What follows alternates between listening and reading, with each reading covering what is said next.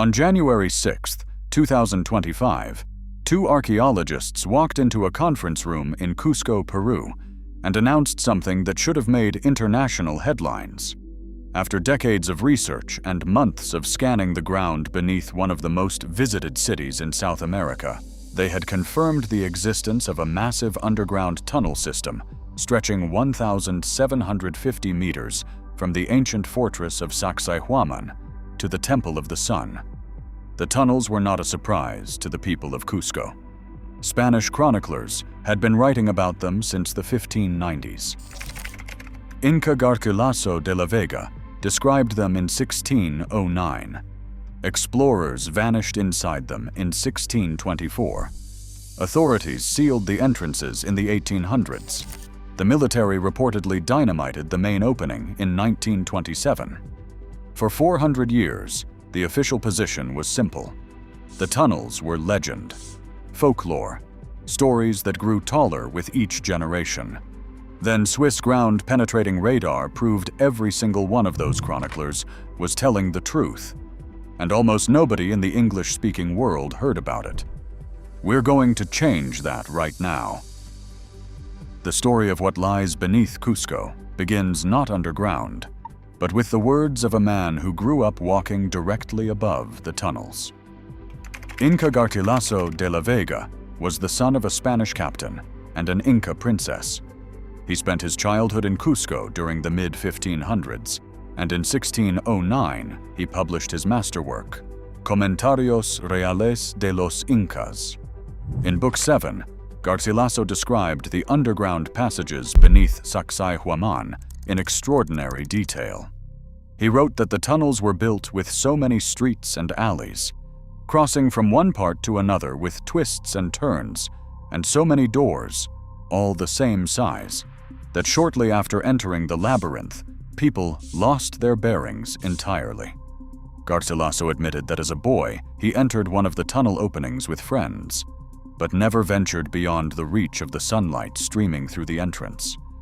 He described how anyone brave enough to go deeper required a coil of rope tied to the entrance to find their way back out.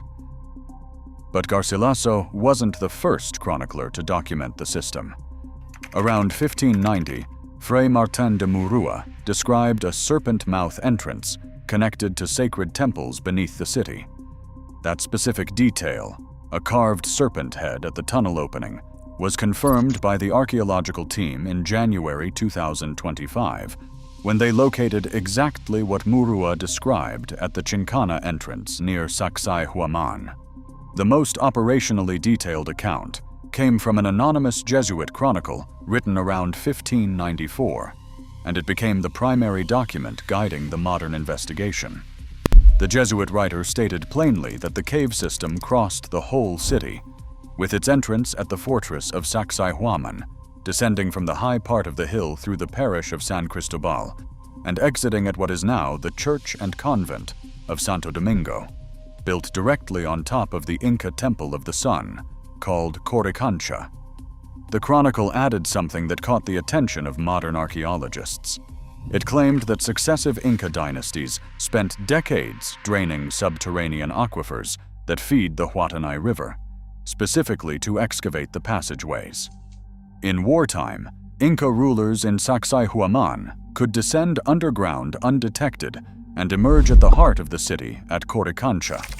Giovanni Anello de Oliva, another Jesuit chronicler, credited Inca Emperor Huayna Capac with building the underground labyrinth, with exits leading to frontier roads, bridges, fortresses, and other buildings throughout the capital. So we have multiple independent accounts spanning decades, from different chroniclers with different backgrounds and motivations, all describing the same thing. A labyrinth beneath Cusco connecting the fortress on the hill to the sacred temple in the valley, connected by engineered stone corridor, large enough for an Inca ruler to be carried through on a litter. And then people started going in, and not coming back out. Not coming back out.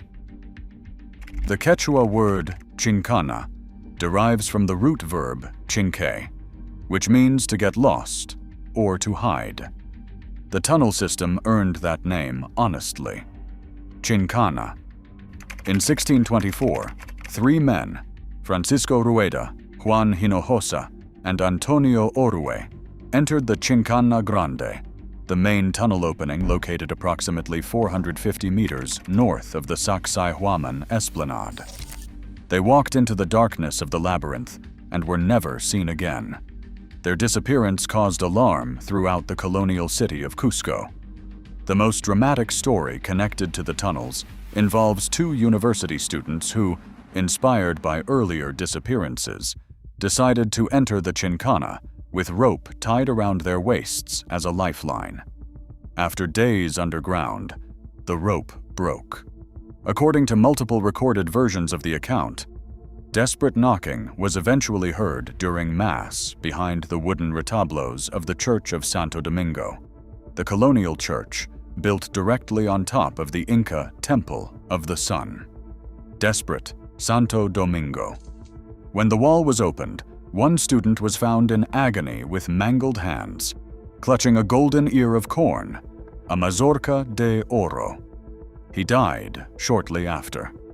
The golden corn cob was allegedly melted down to create crowns for the statues of the Virgin Mary and the infant Jesus inside Santo Domingo. Spanish journalist Javier Sierra claimed in 1994 that Prior Benigno Gamarra of Santo Domingo personally showed him those crowns. American adventurer William Montgomery McGovern recorded a similar version of the story in his 1927 book, Jungle Paths and Inca Ruins. Think about what that account implies.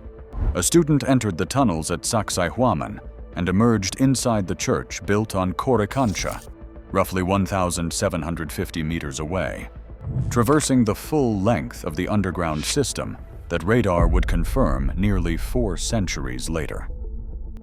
If we appreciate what we have just heard so far and want to keep following this investigation as it develops, consider subscribing. We cover exactly this kind of buried archaeological discovery every week. After the disappearances continued, authorities took increasingly drastic action. In 1841, General Miguel de San Román, who later served as president of Peru from 1862 to 1863, was serving as prefect of Cusco. American explorer Ephraim George Squire documented in his 1877 book, Peru, incidents of travel and exploration in the land of the Incas that San Román had some of the passages walled up after 3 boys got lost inside and starved to death. That is a sitting military governor permanently sealing an archaeological site because it kept killing anyone who entered it. Then in 1927, after yet another expedition reportedly went wrong, the entrance to the Chinkana Grande was dynamited on orders of the prefect of Cusco. Blown shut, the labyrinth that Garcilaso described, that swallowed 3 named explorers in 1624, that allegedly delivered a dying student and a golden ear of corn to the altar of Santo Domingo, was sealed with explosives, and the matter was considered closed. For nearly a century, that is where the story stayed, until 2 archaeologists from the Universidad Nacional de San Antonio Abad del Cusco decided to prove the chroniclers right. Dr. Jorge Calero Flores and Dr. Mildred Fernández Palomino are both indigenous archaeologists and alumni of the university in Cusco. Calero has authored multiple archaeology books, including El Escudo de Cusco, El Secreto de los Andes, published in 2018. Fernández holds a master's degree from the Universidad de Vigo in Spain and formerly served as director of Peru's Regional Heritage Authority for Cusco, the Dirección Desconcentrada de Cultura. Their project, called the Chinkana Sacsayhuaman Project, proceeded in 3 distinct phases. First, they cross-referenced colonial-era documents from the 1500s and the 1600s, with the anonymous 1594 Jesuit chronicle providing the most precise topographical clues about where the tunnels actually ran beneath modern streets. Second, they conducted acoustic prospecting. This meant striking a metal plate against the ground with a sledgehammer every 50 centimeters along suspected tunnel paths, and listening for changes in echo intensity that would indicate hollow structures underground. Third, and most decisively, they deployed ground-penetrating radar. The instrument was a Proceq GS8000 Pro, donated by Screening Eagle Technologies, a Swiss company formed from the merger of Proceq, which has over 65 years of experience in non-destructive testing, and Singapore's DreamLab. The GS8000 Pro uses stepped frequency continuous wave technology with a bandwidth of 40 to 3,440 MHz, producing real-time, three-dimensional subsurface visualization. Post-processing was handled using GPR Insights software. The Swiss team included Rodrigo Gomez and Rodrigo Duarte of Screening Eagle, alongside geophysicist Ivan Rufino of Geophysica Ambiental. On January 8, 2025, 2 days after the press conference, Screening Eagle published an official statement confirming their role. Their words were direct. These tunnels have been lost for centuries, with several groups trying unsuccessfully to locate them. Now, for the first time, the GS8000 was able to detect and map the suspected underground tunnels. The project received endorsement from Peru's Colegio de Arqueólogos del Perú and the Asociación de Arqueólogos del Perú.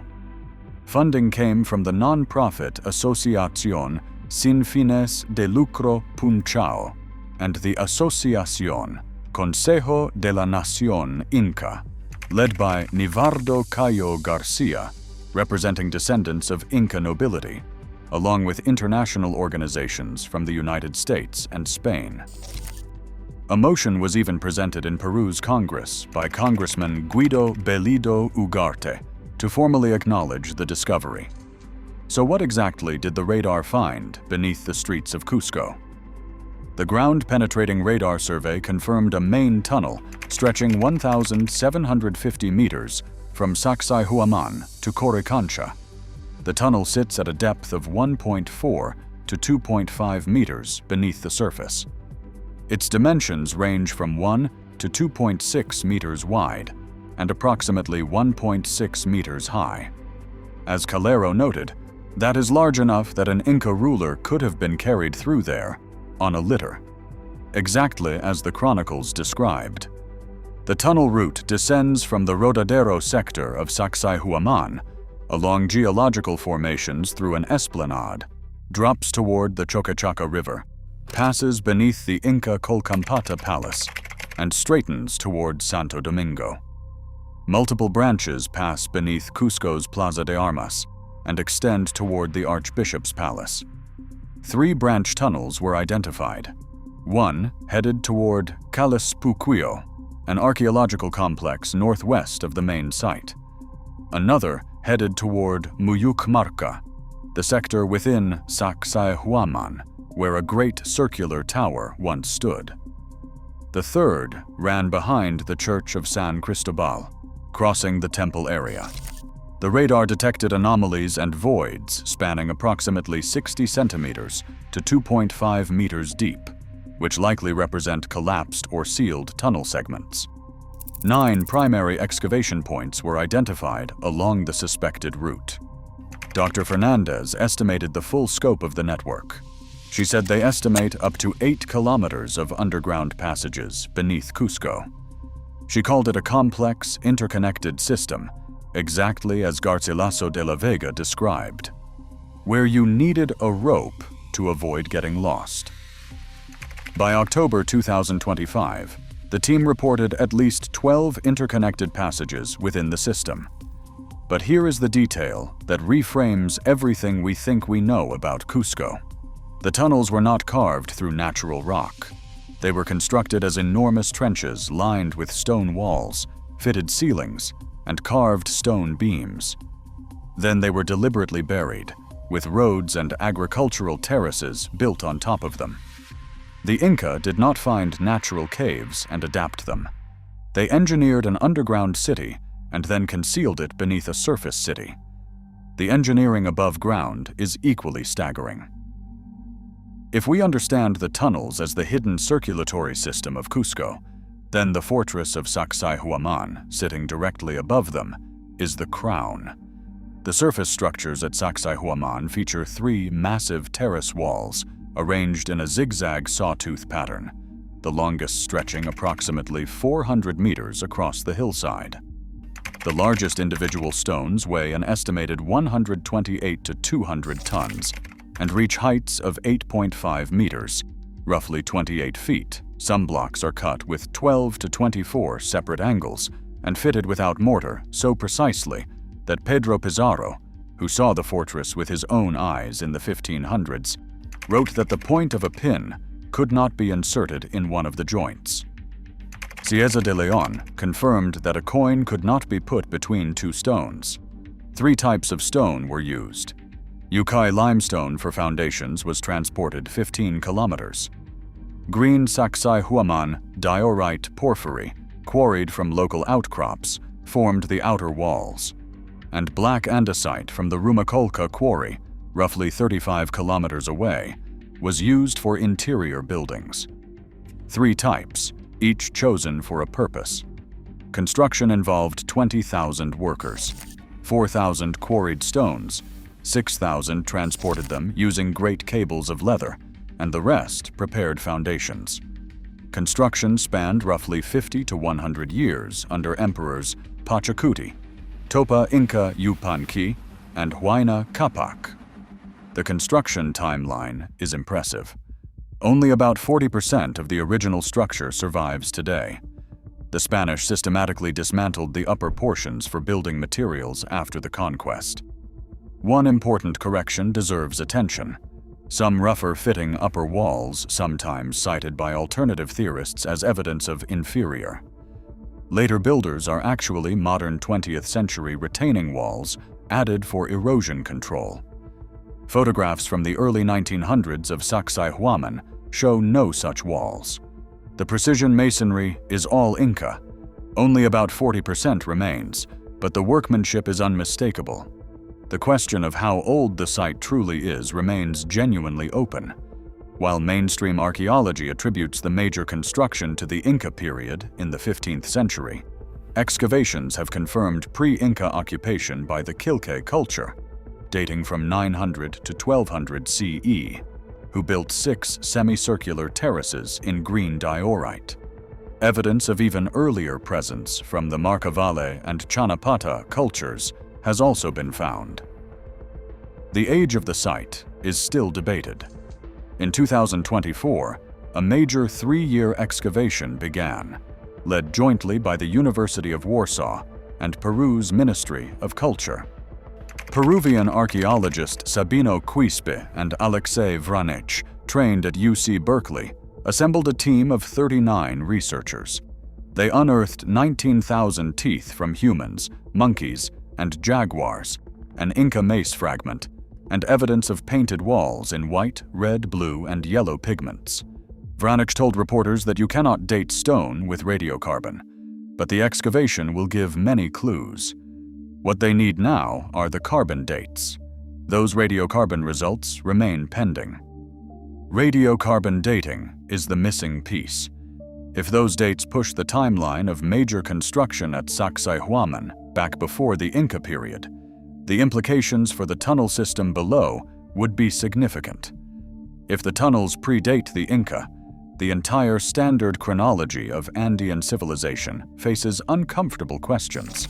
If we find this investigation as compelling as we do, hit subscribe. We will cover the radiocarbon results the moment they are published. Excavations at the tunnel entrances began formally in July 2025 near the Suchuna sector, also known as the Rodadero, with 5 excavation units deployed over 45 days. The team located what they believe is the original entrance near an ancient temple to Pachamama. At the upper tower, foundations called baluartes, they excavated more than 2.5 meters deep and found a crack leading to what they confirmed as a tunnel connecting the Sayakmarca and Muyukmarca sectors, consistent with Garcilaso's descriptions. They also recovered bones of horses, ducks, and vessels attributed to General San Roman's 1841 expedition, the same mission that resulted in the passages being walled shut. These findings point to historical continuity. The obstacles ahead are significant. The tunnel runs beneath modern Cusco, beneath streets, colonial buildings, churches, homes, the Plaza de Armas, and the Archbishop's Palace. Direct excavation beneath a living city is extraordinarily complex. Biological hazards include thick air contaminated with Aspergillus fungus inside the sealed passages. Calero himself contracted a throat infection after briefly removing his protective mask during exploration. Fragile organic materials preserved for centuries in the sealed environment could be destroyed by premature access. The team has explicitly warned against rushing the process. Hazards and preservation concerns govern access. Meanwhile, a parallel tension is developing around the discovery. Spanish explorer Anselm P. Rambla, who led an earlier GPR survey beneath Santo Domingo Church from 2000 to 2003 as part of Proyecto Coricancha, announced at a December 2024 conference in Barcelona that his foundation plans to use SAR Doppler technology to search for the labyrinths. He noted that a 2023 survey discovered an exit tunnel at Santo Domingo. A notable friction exists between P. Rambla's group and the current Calero and Fernández team over credit and methodology. Project leaders reported receiving threats and pressures from foreign groups seeking to intervene, according to Peruvian outlet Diario Correo on October 5, 2025. The Chinkana Grande remains under restricted archaeological access, with a temporary research camp at its entrance guarded 24 hours a day by tourist police and campesino patrols to prevent looting. America Television's investigative program Cuarto Poder broadcast a detailed segment on October 1, 2025, showing the excavation camp, newly opened entrances, and interior tunnel photographs. It was the most prominent media documentation to date. No major new announcements have emerged in early 2026. The project is described as ongoing. Now here's what we're left with. We need to be transparent about something important. As of early 2026, no peer-reviewed journal publication of the Chinkana findings exists. Screening Eagle has indicated a full case study is forthcoming. Peru's Ministry of Culture has cautioned that the findings remain preliminary and require controlled excavations, stratigraphic analyses, and scientific publication to confirm their full extent. That caveat is real, and it matters. But consider the evidence that does exist. Swiss ground-penetrating radar confirmed subsurface anomalies consistent with a 1,750-meter tunnel between Sacsayhuamán and Coricancha. The findings align precisely with colonial-era textual sources spanning 4 centuries, from Murua in 1590 to the notarial document discovered in the Royal Archive of Cusco, dating from 1642. Physical excavation has begun, and confirmed tunnel entrances with trapezoidal Inca stonework underground. Specific details described by chroniclers, like the Serpent Head entrance, have been physically verified. The question isn't really whether the tunnels exist. Radar says they do. Chronicles said they did. Excavation is confirming it in real time. The deeper question is this. Cusco was designed as a puma in Inca cosmology. Sacsayhuamán formed the head. Coricancha sat at the center. If the full 8-kilometer tunnel network is confirmed, it means the Inca conceived of their capital as a unified 3-dimensional organism, connected not just symbolically, but physically through engineered underground corridors. A city above, a city below, both built from precision-cut stone. The labyrinth that swallowed Francisco Rueda, Juan Hinojosa, and Antonio Orue in 1624 is finally yielding its secrets. not to adventurers carrying torches and rope, but to electromagnetic waves pulsing through Swiss radar at 3,440 megahertz. 400 years of witnesses, 400 years of sealed entrances, and now, finally, science confirming what the chroniclers were telling us all along. The tunnels are real. The excavation is underway. And the radiocarbon dates that could rewrite everything are still pending. Subscribe so we can bring those results to you the moment they arrive. And if we missed any of the earlier chapters of this investigation, the Machu Picchu series is on screen now. That story connects directly to what we've uncovered here. We'll see you in the next one.